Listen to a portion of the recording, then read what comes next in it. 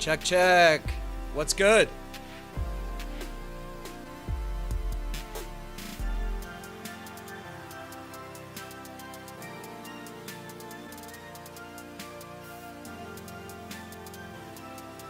Let's go, Buffs.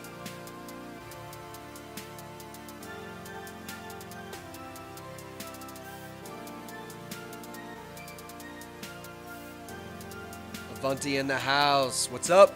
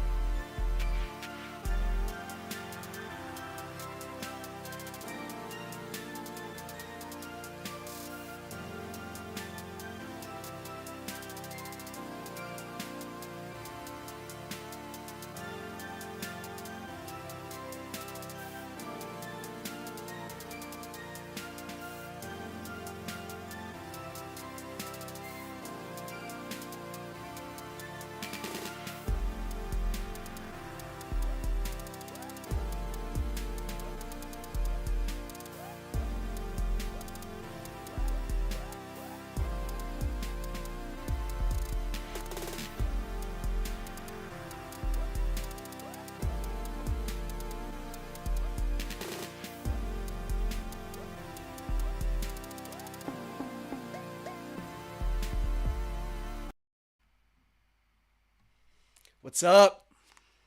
What's up, YouTube family, Buffs Nation, YouTube?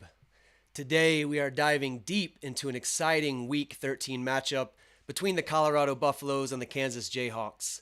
With both teams fighting for significant postseason implications, this game promises to be a thrilling encounter.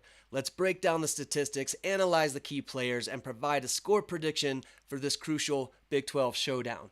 All right, let's get into the stats. Greetings to everyone out there in YouTube, Buffs Nation, Buffs family. We're going to plow through these stats. Then we're going to do an analysis of the stats, talk about what they mean from our perspective, and then we'll get into the chat, see what you guys have to say about it. So without any further ado, let's get into this. All right, let's go for these team overviews. We got the Buffs at 8-2, ranked 16. The Buffs have been on a roll this season under the leadership of head coach Shedeur Sanders, aka Coach Prime, with an impressive 8-2 record and currently tied for first place in the Big 12 alongside BYU. Colorado is eyeing a spot in the Big 12 championship game and potentially the college football playoff. Let that sink in for Coach's second season, inheriting arguably the worst team in college football. The Buffs have won 4 of their last 5 games, including a dominant 49-24 victory over Utah. And the challengers, the Kansas Jayhawks, at 4-6. Kansas enters the game with a 4-6 record, but they've shown significant improvement recently. The Jayhawks have won 3 of their last 4 games, including a statement win over previously undefeated BYU, 17-13, and over a ranked Iowa State team the week prior. With their bowl eligibility on the line, Kansas is highly motivated to secure a victory against a ranked opponent. As Shedeur says, every opponent plays the Buffs like it's their Super Bowl. All right, let's go a little deeper into the stats. All right. Let's look at some offensive statistics here. Points per game, we got Colorado with 34.1. Kansas is sitting at 30.2. Total yards per game. Colorado 399.2, Kansas 403.9, actually leading that one. Hold on a second here. Oh, no, we're going to stay on this slide for a second. All right, passing yards per game, Colorado sitting at 322.2, Kansas at 203.6.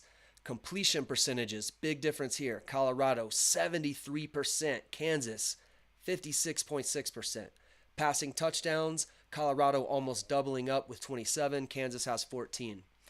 Colorado's thrown 7 interceptions to Kansas's 10. Let's take a look at the rushing offense. Rushing yards per game, Colorado 77. But that's not what we do. Kansas 200. That is a big chunk of what they do. Yards per carry, Colorado 2.8. This is including our sacks, so it's a little misleading. We'll get into Isaiah and what he's actually averaging a carry. But Kansas, as a team, averaging 5.4 yards a carry for the season. That's legit, y'all. All right, and then we got rushing touchdowns. Colorado's got 14. Kansas has 24. All right. We got a 41% third down conversion rate for Colorado, 50% for Kansas. Red zone efficiency, Colorado's had 40 appearances in the red zone with 27 TDs and 8 field goals. Kansas has had 35 appearances, also with 27 TDs and 6 field goals. Let's look at some defense, passing defense. Passing yards allowed per game, Colorado 219, Kansas 229.3. Colorado's opponents have 191 completions on 315 attempts. Kansas has 181 completions on 300 attempts. It's basically the same. It's basically like 80% each. Passing touchdowns allowed, Colorado 15, Kansas 18. Interceptions made, like we said, 10 for Colorado, 12 for Kansas. Let's look at the rushing defense. Rushing yards allowed per game, Colorado 138.7, Kansas pretty close, but higher at 150.7. Yards per carry allowed, Colorado holding opponents to 3.7, Kansas 4.3, a little worse. Rushing touchdowns allowed, Colorado's allowed 11, Kansas has allowed 8. Let's look at some defensive playmaking. Colorado, 33 sacks, 73 tackles for a loss. Kansas has 24 sacks, 60 tackles for a loss. The turnover margin, Colorado's +8, with 10 interceptions made versus 7 thrown, 10 fumbles recovered versus 5 lost.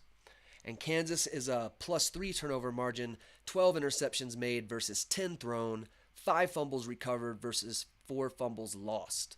Let's look at the last 5 games like we always do.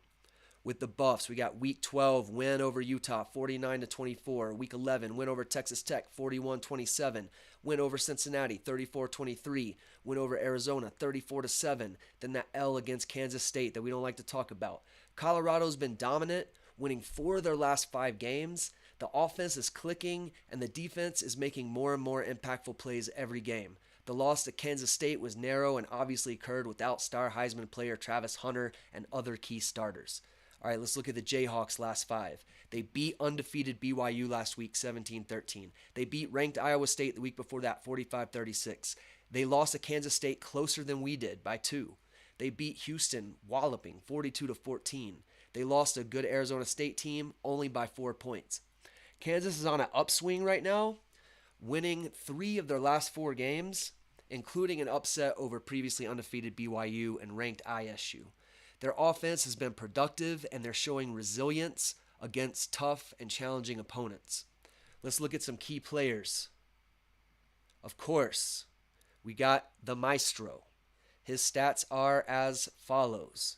73% completion rate, 3,222 passing yards, 27 TDs, 7 interceptions, and an outstanding quarterback rating of 163.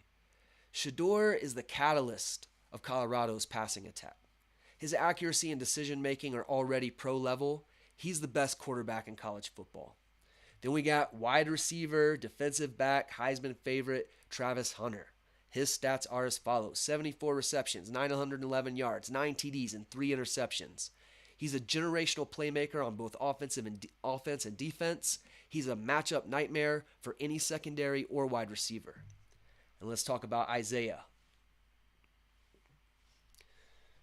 Last of our key players for the Buffs in this game, he's got 362 rushing yards, 4.5 yards per carry, which is not mentioned enough. Feed this man the rock, please. 4 TDs for Isaiah. Augustov provides balance to our offense, though we all know the ground game is not Colorado's primary strength. Let's look at Kansas players here. We got Jalon Daniels, the quarterback. He's only got a 57% completion rate, but 1,985 passing yards, 13 TDs, 10 interceptions, and a respectable quarterback rating of 130.7 or 131, thanks in part to 338 rushing yards and 6 rushing TDs. He's a dual threat quarterback. He can make plays with his arms and his legs, but he's going to have to limit his turnovers to compete with this CU team.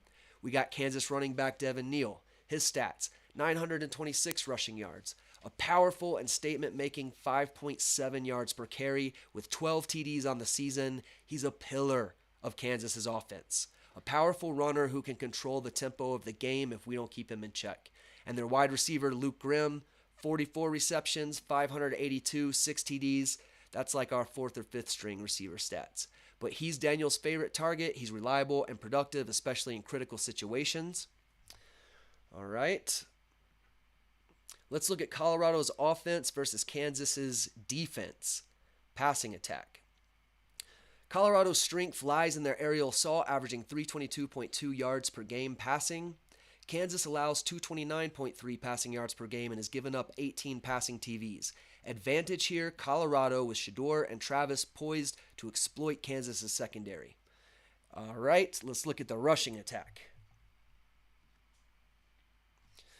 All right, Colorado averages only 77 rushing yards a game. Kansas allows 150.7 rushing yards per game, but is more vulnerable to the run than the pass. Slight edge to Kansas here, but Colorado's focus will be on passing. Let's look at Kansas's offense versus Colorado's defense.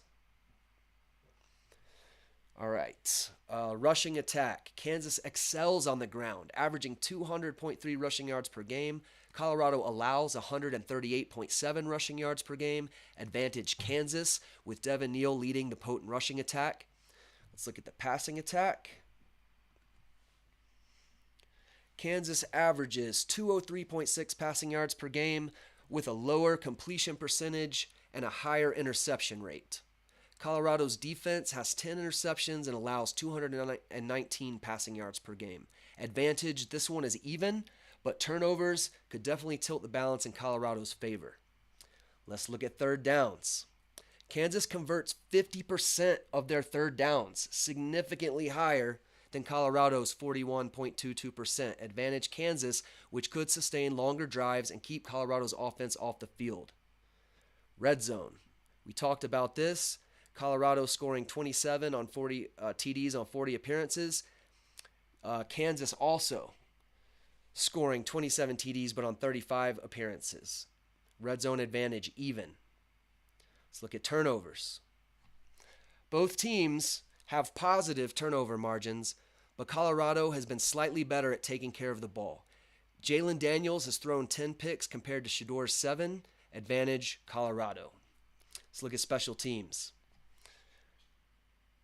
Colorado, 84.6% success, longest of 47. Kansas, 80% success, kicking field goals, long of 47. Colorado averages 37.19 yards per punt. Is that on the right slide here? Yeah. Kansas averages 35.5 yards per punt. In the return game, Colorado has a kickoff return average of 23 yards with one TD last week on a punt return by Mr. Wester. And Kansas averages 16 yards per kickoff return with no TDs. Advantage here, Colorado. All right, let's talk injuries. We really don't know here, guys. We think Preston Hodge is out. I've heard he's out for the season. I've heard that he's going to be back. No official word from Dion. I haven't heard anything in the interviews. If you guys have heard anything, let me know. But obviously, we've got Stoutmeyer stepping in for Preston.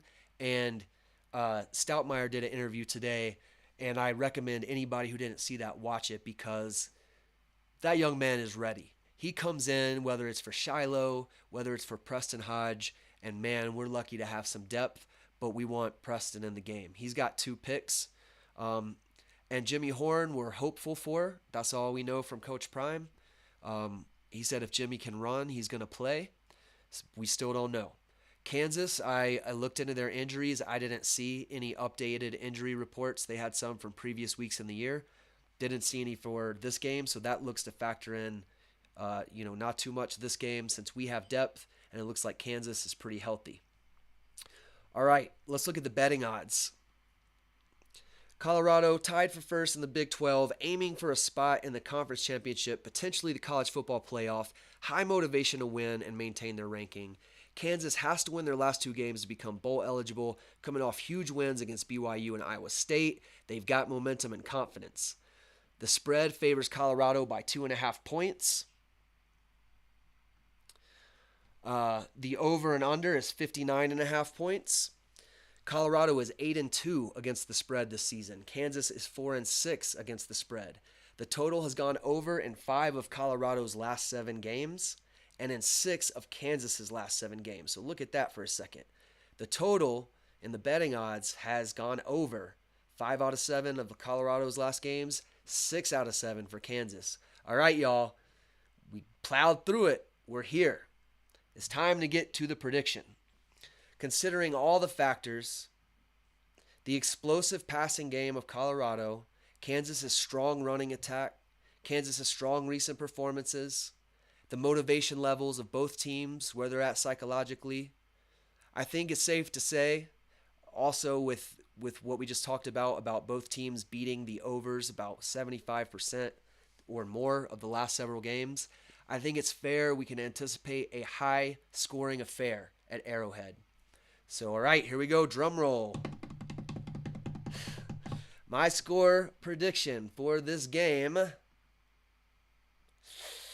I hate to do it. I got Colorado winning. I got them beating the spread. I got them beating the over. But I got Colorado 38, Kansas 31. I know, I want to hear. You guys tell me what you think about that down in the comments. Let's talk about it. I will explain my reasoning for just a brief minute here before we go into the comments and talk about it. I worry about our jitters. You guys know. I don't even have to tell you. You already know what I mean when I say our jitters. It's really on offense, not really on defense. Defense can come out in the red zone and shut a team down for whatever reason. I mean, throwing the ball, the weather's getting cold, who knows? There's a lot of pressure on these young men, but the talent is undeniable. I see this score where Colorado might be up 38-21, and they might start controlling the clock, and Kansas might score a couple of gimmies late. That's what I'm hoping for. I hope it's not a battle of back and forth, and at the end of the game, Colorado scores to win by 7. That's not what I'm hoping for. I see this one. I think, Kansas is going to put it all on the line like all these teams do every week. And Colorado keeps showing us they're expanding the margin week after week. So hopefully they'll do it again this week. But that's my prediction, guys. Based on the stats, those are the stats that I like to pull that give me kind of a feeling of where these teams are at, just what they're averaging, who they look like by the numbers. The eye test is different. My eye test is super biased to CU. I'd put them up more just because you guys know I love the athleticism, the physical conditioning, the raw talent, the discipline, the character, the drive. I believe in these young men. I just think that this is going to be a hard game, and I think they're going to get it. All right, let's go into the chat, see what you guys are thinking. Hello, Life is Lauren. Give me Colorado. Exactly, of course. I mean, I've already got tickets to the Big 12 championship game, y'all. I already bought tickets, so they have to go. We're not going to talk about any other scenario. And then they're going to roll BYU if they play them. If they play Arizona State, I haven't seen as much. I watched a lot of BYU this season because when it looked like we might be in a tiebreaker scenario with Iowa State or BYU, I started watching a lot of BYU and Iowa State recorded games. I haven't done that with Arizona State. I've heard everything in the talk shows and whatnot. Doggy's dreaming. Let me give him a pat on his head so he wakes up. It's okay, buddy. You're just dreaming. All right. Sorry about that, guys. But yeah, MT. Hopefully they try to run the ball this game. This is what I'm saying. Because let's go back. He's averaging 4.5 yards a carry, y'all. Feed this man the rock.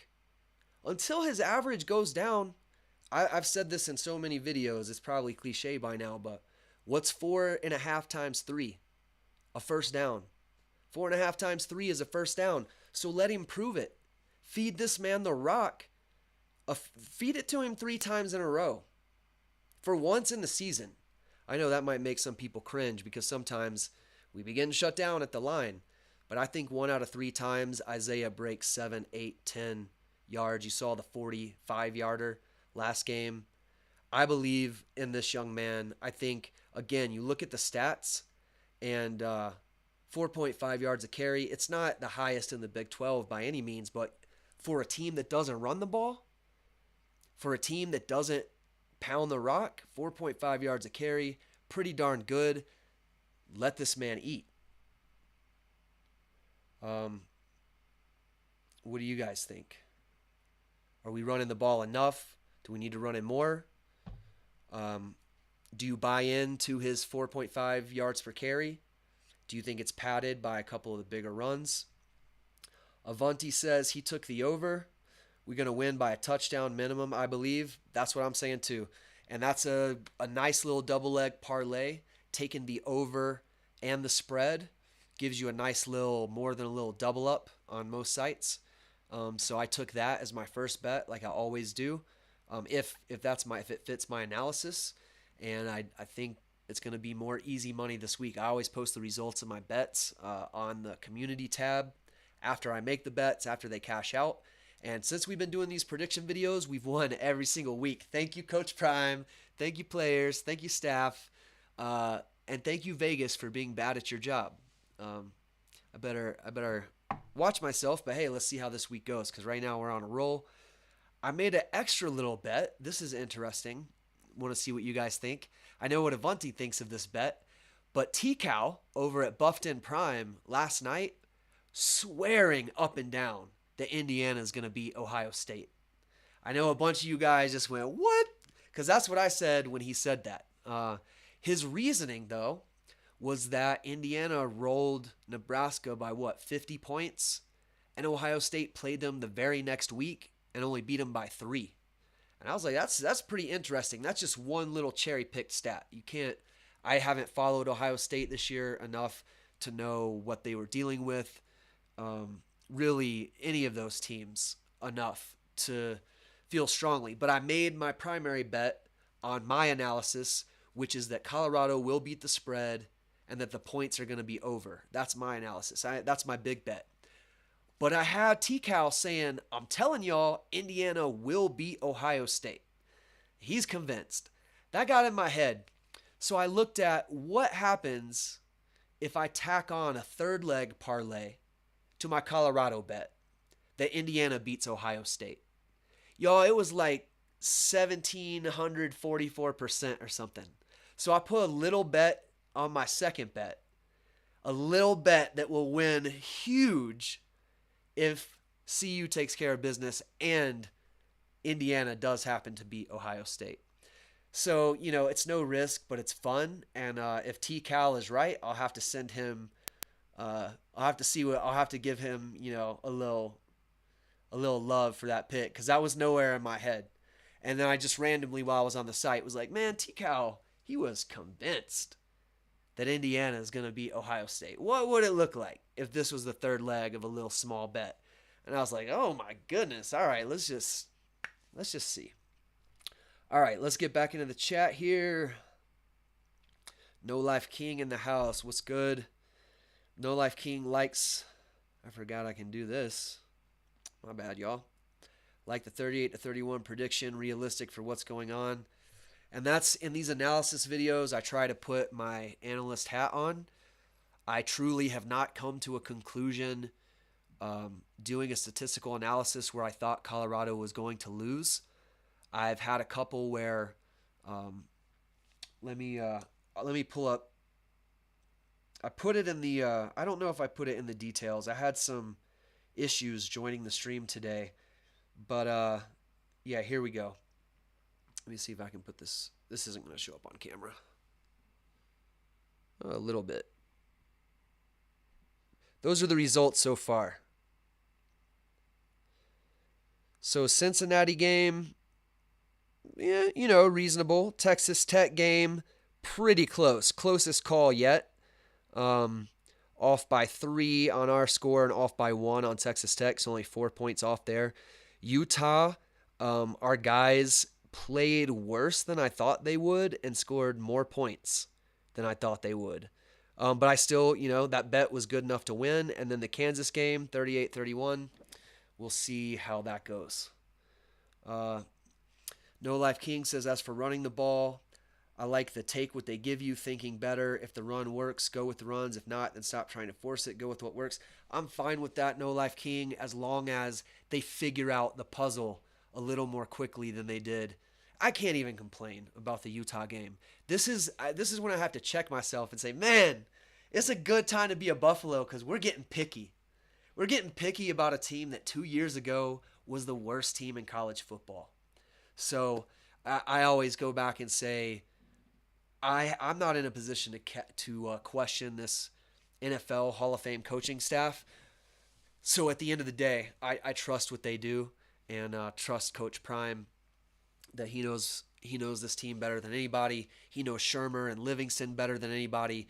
Those guys are doing a great job working with the players, getting their systems down, figuring out tricky schemes, and it's just exciting to watch. It's exciting to chop it up and then see how it plays out.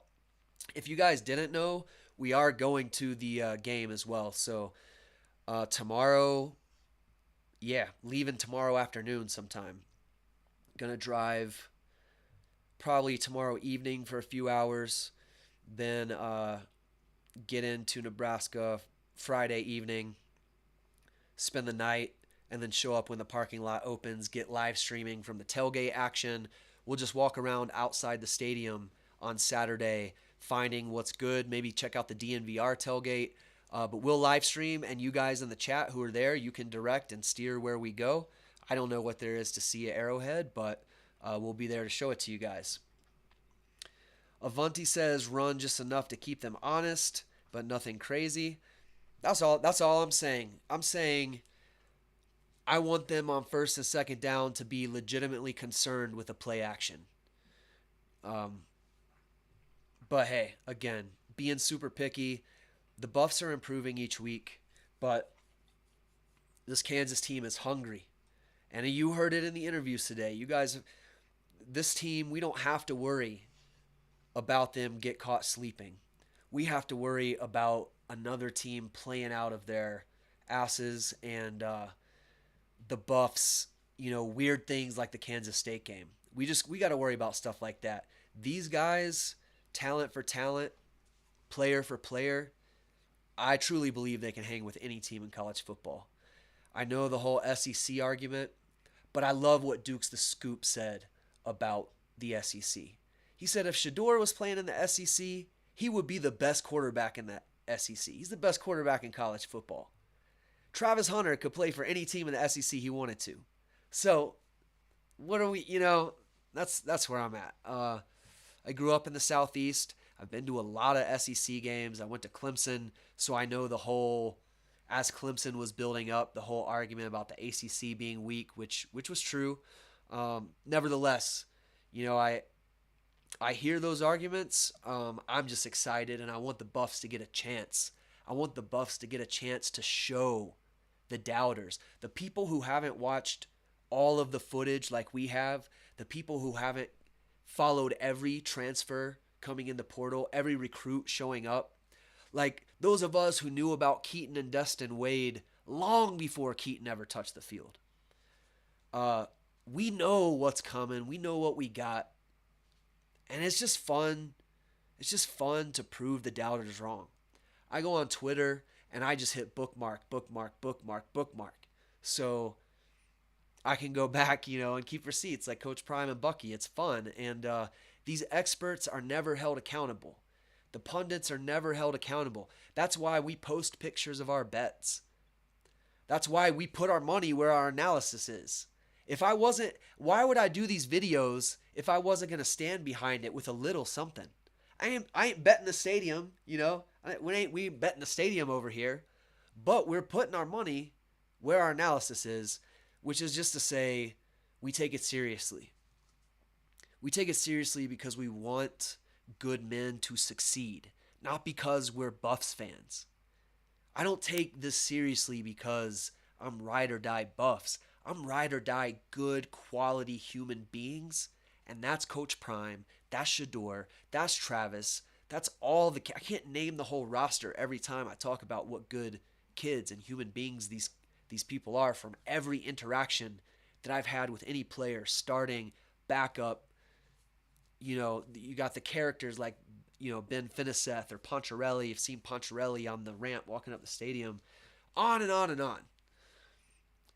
We root for good people over here.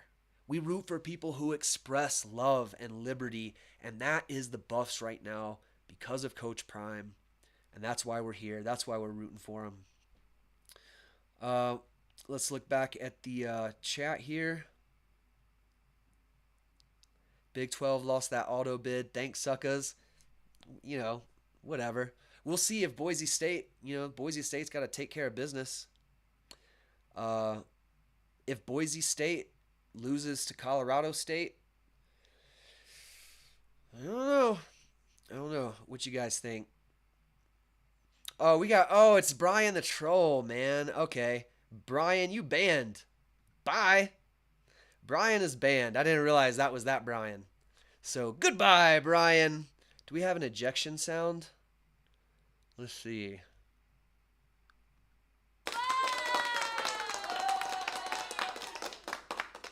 There we go.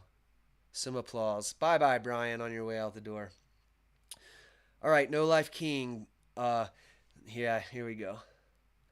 Picky indeed, talking about us being picky as fans. 2 years ago, you were just praying for a win. You didn't care how it came. Now you want to win big. And with runs and each player wearing sparklers on their cleats. Spoiled, LOL. See, that is a fair comment right there. That is fair. That's true. And let's keep it real, y'all. We love where we're at. No matter what happens, Boulder is happy. I hear Jalon Sanders Jr. on 0 to 60 today. And he was talking about, as hot as the fans are on Coach Prime, he knows it could turn around in an instant if they lose. I don't feel like it's that way in Boulder. I don't feel like it's that way with you guys who watch my channel out there, that we know where we were. We know where we came from. We know who Coach Prime is. We see the progress. Coach Prime's never going to flounder. He's never going to lose year after year after year.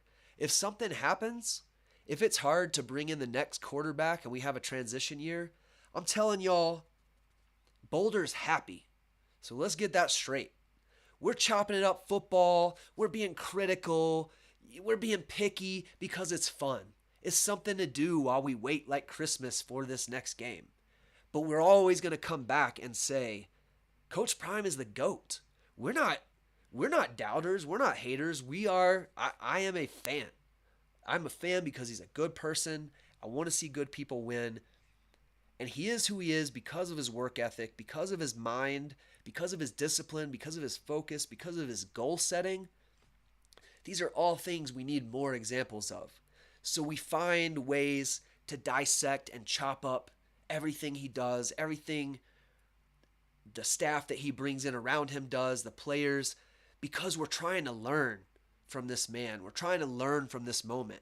We're trying to soak in the essence. Some of us that are, I know my demographic skews a little bit towards my age, which is a little bit older, like the parent generation. And above that a little bit, below that a little bit.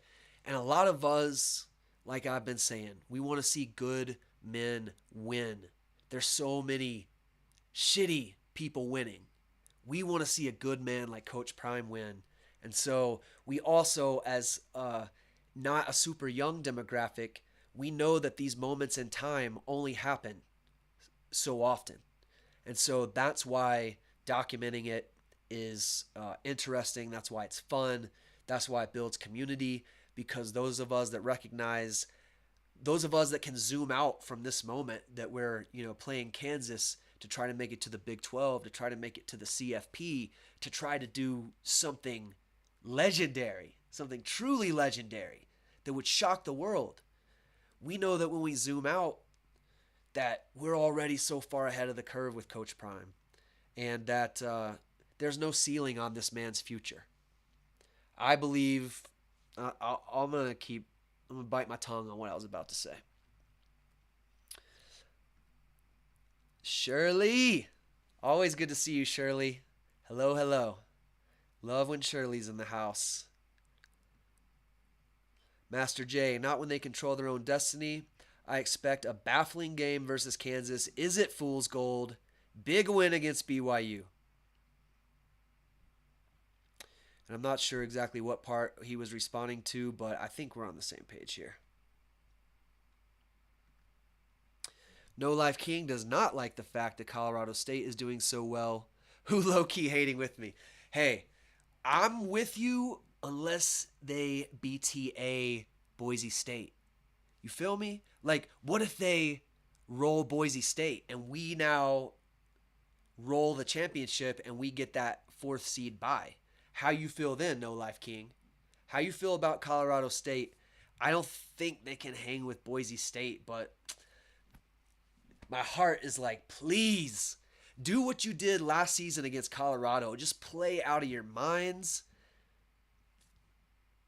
I want CU to have a bye because I'm biased. I'm super biased. Yeah, that's what I'm saying, MT. We need Colorado State to beat Boise State. I mean, is there anybody else? Who are they playing? Who are they playing this weekend? Anybody else that can beat Boise State, or is Colorado State, and what would that be, their championship game? Is that our only hope right now? Charles Casey, the fourth talk. Imagine Evan Stewart versus Travis Hunter in the playoffs, or Boise State versus Colorado. I like all the playoff matchups. As long as Colorado's in it, don't want to get it. I told you guys, I already bought tickets to the Big 12 championship. I feel it. I don't want to get ahead of myself, but I'm not playing. So it's like, who cares if I get ahead of myself? Whatever happens is going to happen. I'm not superstitious. Whatever I say, whatever I hope for, if I buy tickets early, it's not going to affect Travis Hunter putting the belt on whoever he's covering and going over, catching on top of people's heads. Playing wide receiver is not going to stop Will Shepard from dominating people. It's not going to stop Levante Bentley and Nikai Hill-Green from plowing. I mean, they demoralize. You guys see the running backs against Nikai, Bentley, Cam, the way he hits, Shiloh, the way he hits. I feel like by the third and fourth quarter, they're not running as hard. It will be interesting to see if we can do that to Devin Neal, because he is a beast. But we faced some good running backs. Corey Kiner from Cincinnati is good. Our worst game was DJ Giddens. That makes me worried. We missed more tackles in that game than any other game this year for sure. It's got to be up there around some of the games last year. That game was just crazy. Those late games, don't like them. All right, y'all. Well, that's the analysis. We'll see if anybody else has anything else to add in the chat before we get out of here. If you didn't see from the beginning, we just plowed through the stats that I use to look at two teams to try to make. I'm biased, but when I look at the numbers, I'm trying to put the bias away and just focus on the numbers and see what they're telling me. And so far, I've done it back to the Cincinnati game, and I haven't picked Colorado to lose. If the stats lined up in a playoff game where I'm saying, hey, taking my hat off, taking the bias away, I don't see it happening. I'll tell you guys that. But so far, we've won all of our bets since we started doing this. We've beat the spread. We've beat the overs. And it's been a good time. So I think this Saturday is going to be awesome. We've got that crazy second bet over to the side, which is the same Colorado bet, that they cover the spread and that the over hits. But also, on the second crazy bet, we got T-Cal from Buffed In Prime convincing me that Indiana is going to beat Ohio State. I don't know. But I did put a little bet on it because it made the odds, the parlay, so huge. You just put a little bit of money, and if T-Cal is right, I think T-Cal, I know T-Cal knows more than I do when it comes to at least analyzing from a football player's perspective. I have more of a data analysis background, which is a lot different than football. But hey, data can be powerful. Data is the objective record of what you have done, extrapolated across however many samples you have. And the more the season goes on, the more robust the data gets. But TCal is looking at these guys as a former Division I football player. So that's going to be an interesting bet to see. But it's going to be a fun weekend. We're going to be at Arrowhead Stadium. We're going to have live streams going. Whatever we can find interesting to see, we'll be there to show you guys and chat it up before the game. I don't know if I'll be able to do the warm-up live streaming at Arrowhead. They have some pretty explicit policies that are like, we'll take your phone and kick you out of the stadium and you don't get your ticket back and have a good day. So I don't really want to risk that. I don't want to drive 22 hours round trip or 20 hours, whatever it is. But we'll live stream the tailgate, the parking lots, whatever we can find. Check out DNVR's tailgate, and we'll live stream. We'll see what the vibe's like at halftime, and then when the game's over. And we'll probably check in with you guys some point along the road trip just to let you know we're making it okay, we're making progress, and any interesting sights that we see, we'll try to show you guys. Got a couple more from No Life King. If Travis Hunter keeps getting cooked on defense, that was one play. As a CB, then we are going to have a problem. That's going to move him down and push someone else. That was one play, right? What am I missing? No Life King? That was one play. And honestly, when I watched that play back, it was just a good play and a good throw. I mean, Travis, he spots the ball, he looks back, he checks the receiver, he closes the distance, he starts to put his hand near the receiver's hands, he turns around and it's going over his head and hits dude in the bullseye. I'm not faulting Travis for that. Again, I'm biased, but were there more passes than that he got cooked on? That's what I'm asking you. That's the only one that I saw. And I don't know, that's calling it cooked. It ain't like he fell down. I mean, he was in the play. Sometimes you got to give credit where it's due. But Kansas can throw. They got some weapons, and the completion percentage of their quarterback is low, but his passer rating is high, and I think that's because he does so well running the ball. I did see on the PFF show that his accuracy drops precipitously, and it's already not good when he's put under pressure. So we get our front line, the edge rushers, Chidozie, Anquin on the inside. I think Shane Cokes is injured, not sure. I couldn't find some definitive on that, but I think he's out. But you get Anquin and Chidozie in there doing what they do, and our rotating cast of edge rushers, and hopefully, I hope we just shut them down. But I'm afraid it's gonna be gritty, y'all. I'm afraid it's gonna be a gritty fight. Michael Irving, former Cowboy, of course, Hall of Fame wide receiver, and Colin Hurd are going hard trying to get Prime and Shedeur to Cowboys. I hope it's a gimmick to trying to get Prime. So if you guys saw Deion Sanders Jr. on 0 to 60 today, he said something I couldn't believe he said out loud. He said, "Hey man, I was talking to my dad one-on-one, just saying, hey man, do I need to renew my lease in Boulder?" And he said, Dad said, "We ain't going nowhere." So Bucky renewed his lease. Coach Prime told him to. They said it was a one-on-one conversation, or Bucky said it was a one-on-one conversation, and he just shared that today. Which I love these kind of shows for this reason, because that's some great insight. I mean, a son asking his dad for real, like, "Dad, it's time to renew the lease. What do I need to do?" And he says, "We ain't going nowhere."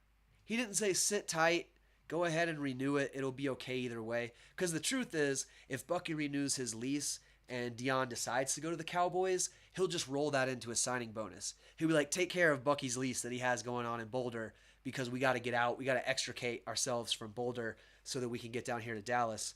But that's not what he said. He said, we staying. I will say that I watched Coach Prime's Tubi show last night, and he and Ice Cube were talking about the Raiders, and it made me nervous. I'm not gonna lie.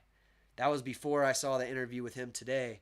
But still, Coach Prime looked at Ice Cube and he was like, "What do you think I should do?" And I was like, "Whoa, I didn't think this was even up for debate, Coach. Don't. What are you talking about?" And Ice Cube was like, "Man, you're the GOAT. You can do whatever you want to do. You can stay here. You can go pro. You can retire. Whatever you want to do, Prime." And he was like, "But it would be pretty hard as the number one fan of Raider Nation to see you, Shedeur, and Shiloh." Well, no, he didn't even say Shiloh. Coach Prime was like, "Don't forget Shiloh." And he was like, "And Shiloh at the Raiders." And Coach Prime, he had a reaction. It was like, I mean, you can't lie though. Seeing them in black and silver, all those Sanders in black and silver would be as hard as the black and gold. But I don't want to see it. I know Vegas is a short flight from here, shorter than Dallas, and Vegas for me is a little more my speed to go visit. But I hope that Bucky was right when he was talking with Matt McChesney today, where Dion said we're staying. But the truth is, y'all, we don't know. We got to savor. That's why we're documenting this moment in time. That's why we're covering everything we can, because we don't know.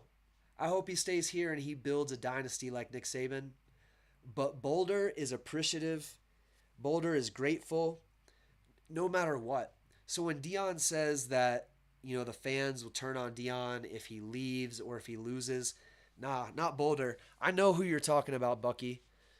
That's who I started. Those are the Mayo Nation people that I started making videos about in my first video. And they not like us. Like us, especially most of us in Boulder and most of the Buff Nation that watches this channel, who just want to see good men succeed and recognize Dion Jr., Shedeur, and Dion as good men, Travis, all those guys. And we just want to see good men do well. We wish them the best. We're going to be following, keeping tabs, watching the well-off videos no matter what. You know what I'm saying? But I hope it's here. I hope it's here.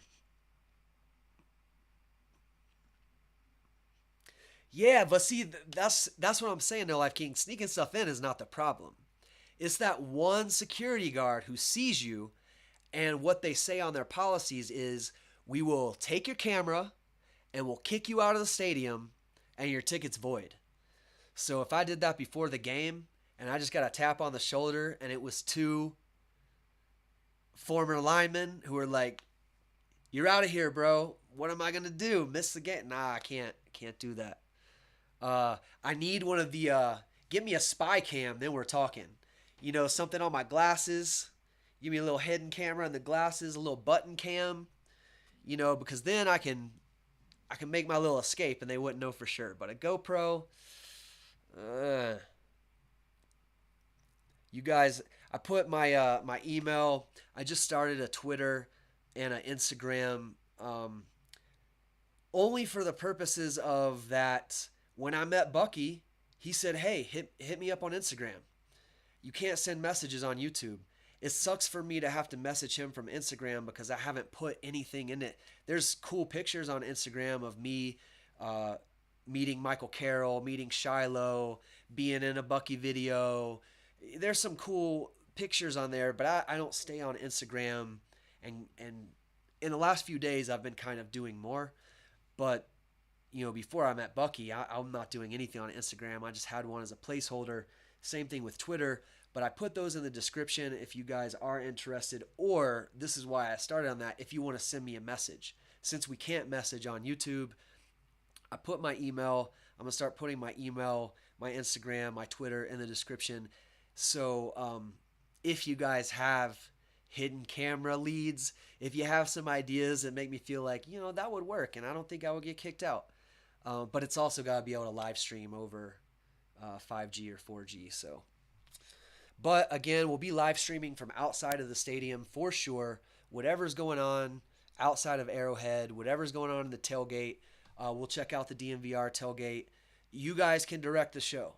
You guys, if you are there on Saturday morning before the game for the live stream, you guys can direct me where to go. Hopefully you don't send me anywhere crazy.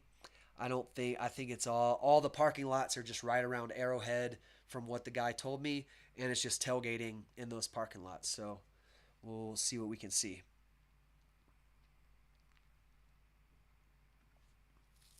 And we'll wrap up with this comment because I like to mention this all the time. Like if Coach Prime puts an offer on the desk, they're gonna sign it. Money's not an issue in Boulder. The people who were skeptical of football have seen the light. Uh, in a lot of cities, if you had a group of people fighting to make CU an academic institution, and you had another group saying we need big football, usually when the losers lose, they keep fighting. They're like, we're gonna pull your budget for football, this and that. The losers wave the white flag. They're like, we were wrong. We love Coach Prime. Good job, guys. We were wrong. No more arguing. We see that football will bring in the academics, especially with Coach Prime making headline news that this is the highest GPA and graduation rate the team has ever had. That went a long way. So if Coach Prime, see, this, I don't know about that. I have confidence in Coach Prime. I don't think he's going to say it publicly, but I think he's going to tell Rick. I think he trusts Rick. He respects Rick enough to either say, Rick, it's not about money. It's about my kids. And I thought I didn't want to follow him to the NFL, but now that they're going, I have to, Rick. And Rick would say, okay, Prime, I hear you. But that's not about money. We can't compete with that. But if Prime says, yo, Dallas offered me whatever, can you match the bag? The resources of Boulder are astounding. I won't even run down the list. You guys can do some research. You got the South Park creators as alumni. You got Google with offices here, Microsoft with offices here, aerospace defense companies here. I'm telling you guys, Boulder would make Coach Prime mayor if that's what he wants. If he wants a price, if he wants a bag, the city, this is a city full of like, these people are not looking, this is not a city that's looking to get one up on Coach Prime. This is a city that wants to work with Coach Prime, recognize him as the expert he is, and say, let's be partners. We know we get $333 million a year in free advertising from you, Prime. We know that. What do we need to what do we need to break you off of that? How do we need to divvy that up? What bags do we need to pull from? What endorsement deals do we need to line up to get you to your number? I promise you guys, it's not going to be a bottom line number. If Coach Prime leaves, it will be something that has nothing to do with money. It will be his children. It will be the nostalgia of Dallas. It will be intangible reasons that money can't compete with. It's not going to be money that he leaves Boulder. If it is, you guys can tell me what to do. I'll admit I'm wrong, and I'll do one of those Matt B. Diddy's. I'll shave my beard or something. I'm not shaving my beard if he leaves Colorado because that's not what I'm saying. I'm saying if it's for money. If he says Colorado just couldn't get to where Dallas could get or get to whatever school. I mean, somebody said UCF after Gus Malzahn. Like,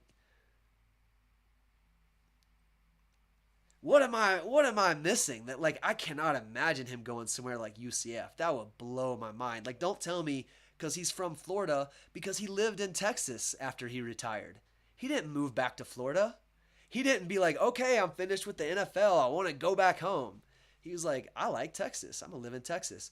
So I would see Texas, Dallas before anything in Florida. The way his eyes lit up on Tubi when he talked about the Raiders scared the shit out of me. That scared me more than anything I've seen. I've never seen Coach Prime look primed to jump till I saw that look in his eyes when he talked about the Raiders. But then you have today Deion Sanders Jr. on the 0 to 60 podcast saying, man, I had a one-on-one conversation with my dad. I said, Dad, my lease is up. Do I need to renew my lease?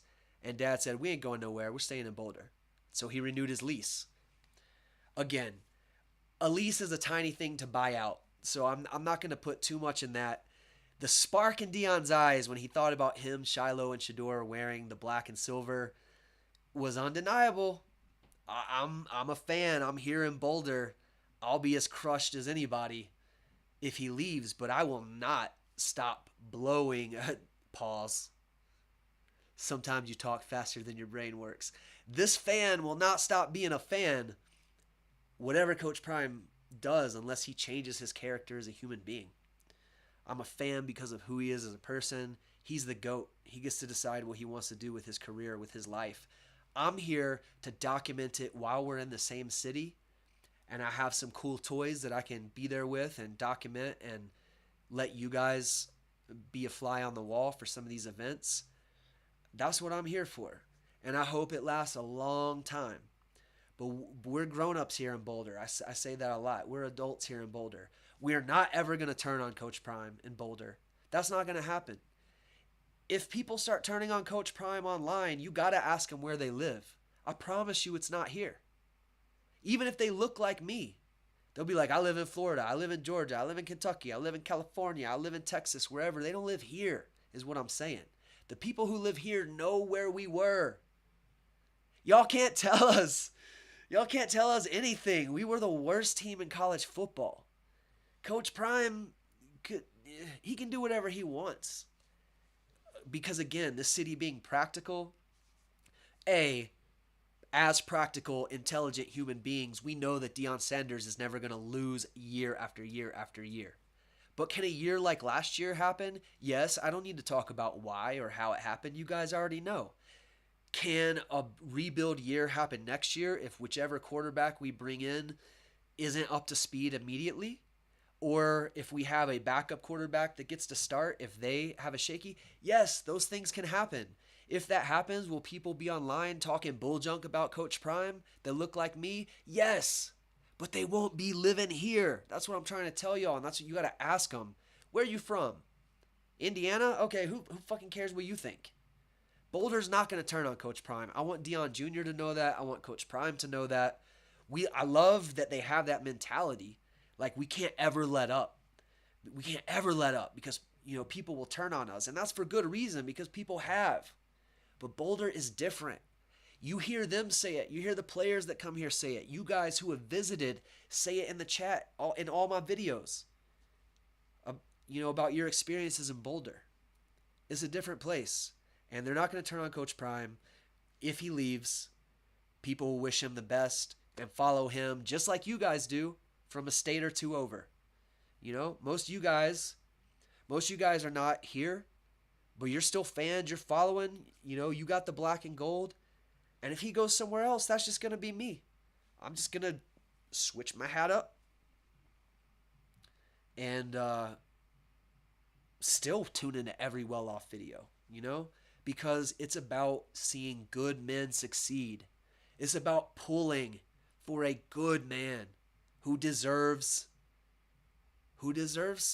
success to reach his goals, because the people who've tried to tear him down are so grimy. And he's handled it with his head held high. He's kept his nose clean. He's kept his clothes clean. He's kept his vibes clean. People just throwing the worst stuff at him.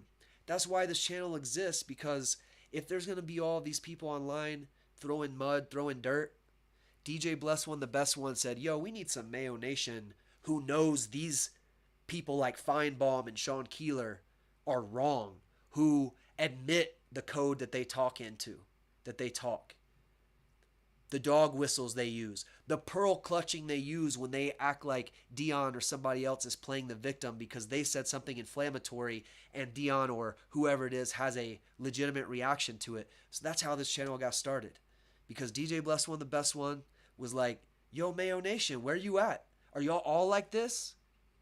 And no, we're not. But it's weird to start a channel, a super fan channel to me.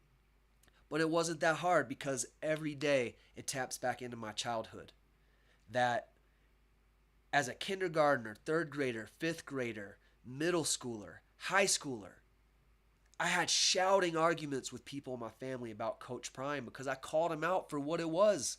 When I would wear a Coach Prime jersey to Thanksgiving dinner and my uncle would say that stuff I can't repeat. As a young man, I wanted to put my hands on this man. But what I could do is shout in his face and tell him he's a loser and that he's wrong. But I had these kind of fights with my family over Coach Prime, so it ain't hard for me to tap in to a super fan point of view. But again, it's not because of football. It's because I'm tired of seeing bad people win and good people lose. I want to see Coach Prime win. There is still that child in me that knows that every win he gets, my uncle that I don't talk to anymore because he's that way, is seeing it. And a lot of the messages that I deliver to those people, I'm thinking about him. I'm thinking about some of my cousins, one of my uncle's cousins, another uncle. They don't do anything legendary. They don't do anything worthy, but they feel entitled to throw mud and dirt on good men's name. And for whatever we can do as a channel to prevent that from happening, or just ignore it and celebrate the stuff that we love to see, a good man winning, a good family winning, seeing a plan come to fruition. The Louis luggage, it's like it was wrapped up and it needed a year. I don't know. I'm not going to go with that analogy. I don't know enough about Louis luggage, but you know what I'm saying? It's blooming this year. Boulder's happy. Whatever Coach Prime does. Pretty Mimi, it's always good to see you. I'm laughing because No Life King caught my pause. We won't go back to that. If you rewind it and see it, you see it. If you missed it, good, because that was a hard pause. Pause! All right.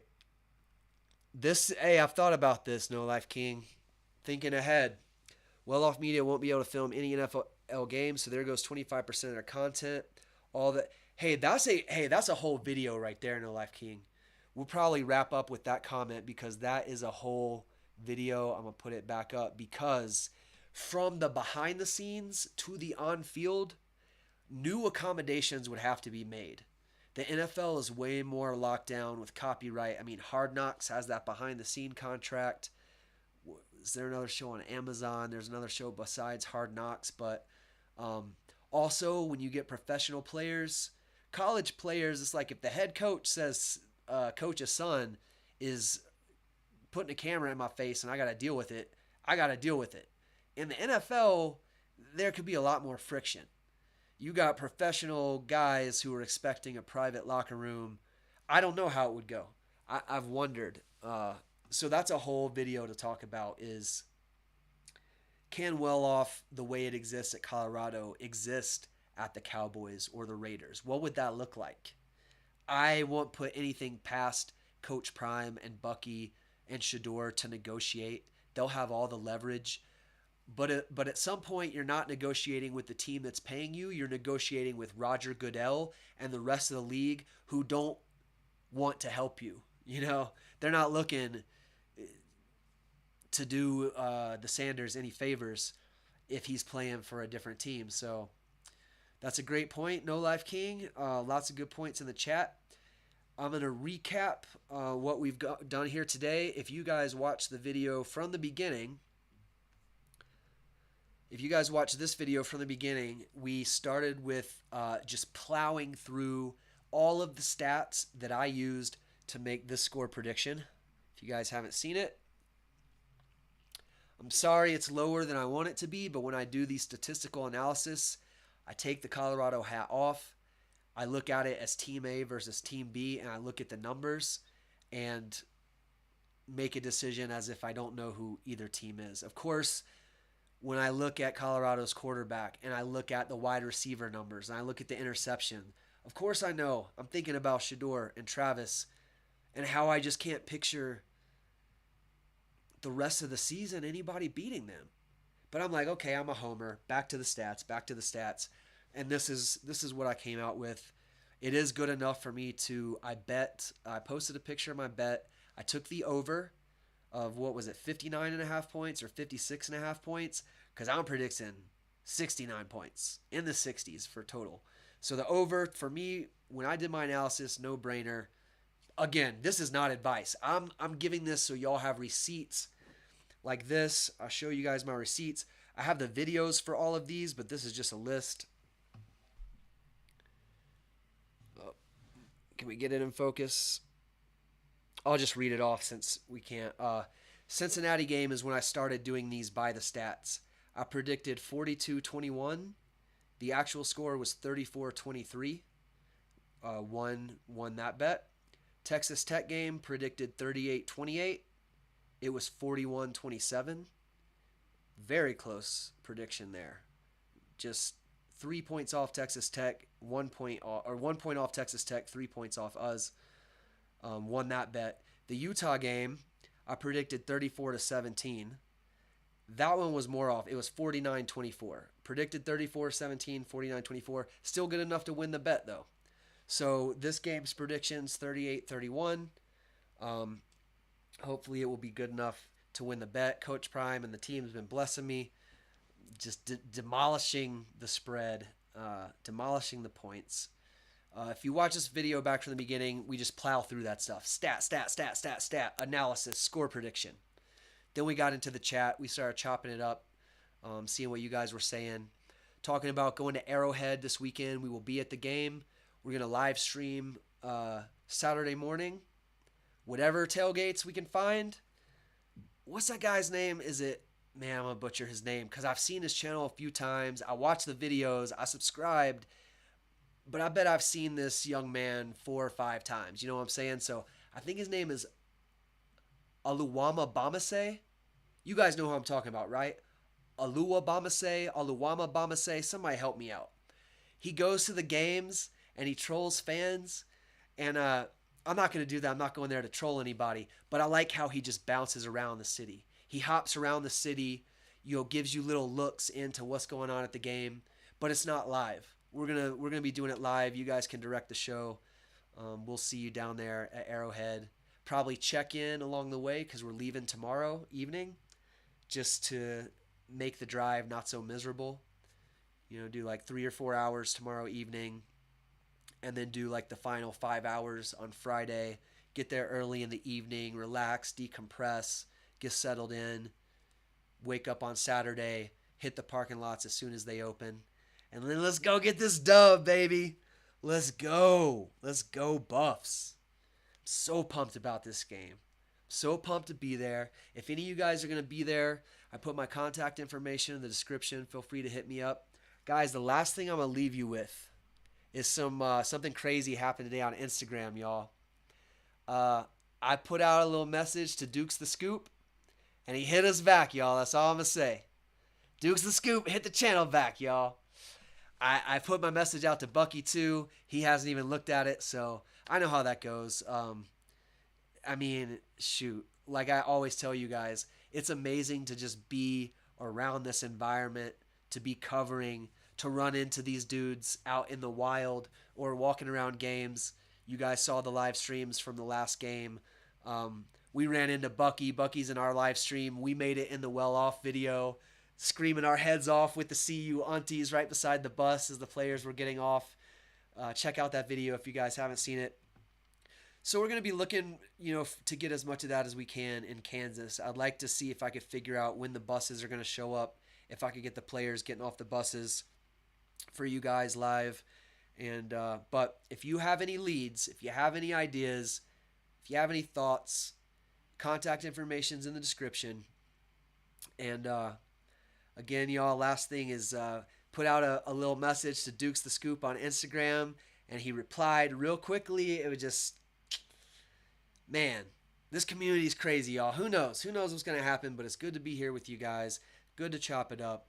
Great time to be a Coach Prime fan, be a Buffs fan.